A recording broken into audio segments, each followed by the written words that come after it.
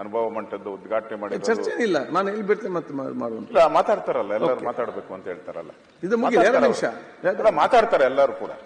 ಇಲ್ಲಿ ಈಗ ಅನುಭವ ಮಂಟಪ ಇರಲಿ, ಬಸವಣ್ಣವ್ರ ದೇವಸ್ಥಾನಗಳೆಲ್ಲ ವಕ್ಫ್ ಬೋರ್ಡ್ ಆಗ್ತಾ ಇದೆ. ಆಯ್ತು, ಈಗ ನೋಡಿ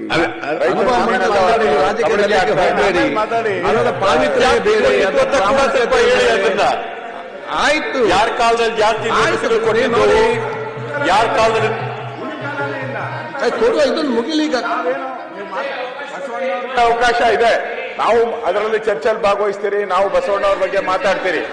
ಆದ್ರೆ ಇವತ್ತು ಈ ವಕ್ಫ್ ಬೋರ್ಡ್ ಮಾರಿ ಎಲ್ಲ ಕಡೆ ಒಂದು ರೀತಿ ಮಳೆಯಿಂದ ಭಾರಿ ನಾವು ಬಂದಿರೋದೇನು ಕೇಳಿ ಬೆಳಗಾವಿಯಲ್ಲಿ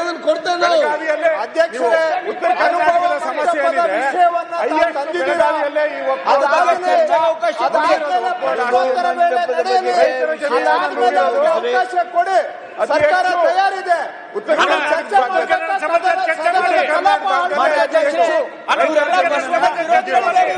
ನೀವು ಇಲ್ಲಿ ಚರ್ಚೆಗೆ ಅವಕಾಶ ಕೊಟ್ಟಿಲ್ಲ, ರೈತರಿಗೆ ಚರ್ಚೆ ಆಗ್ಬೇಕು. ಯಾರು ಕೊಡುದಿಲ್ಲ ಅಂತ ಹೇಳಿ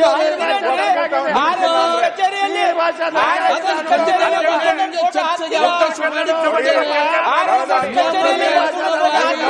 ನೋಡಿದ್ರಿ. ಚರ್ಚೆಗೆ ಕೊಡುವ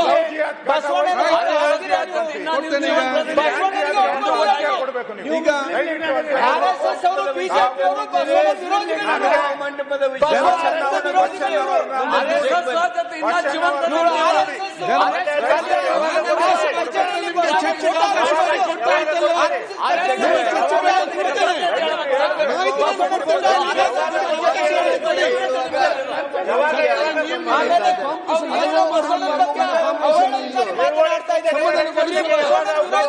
ಅವಕಾಶ ಮಾಡಿ ಕೊಡುವ.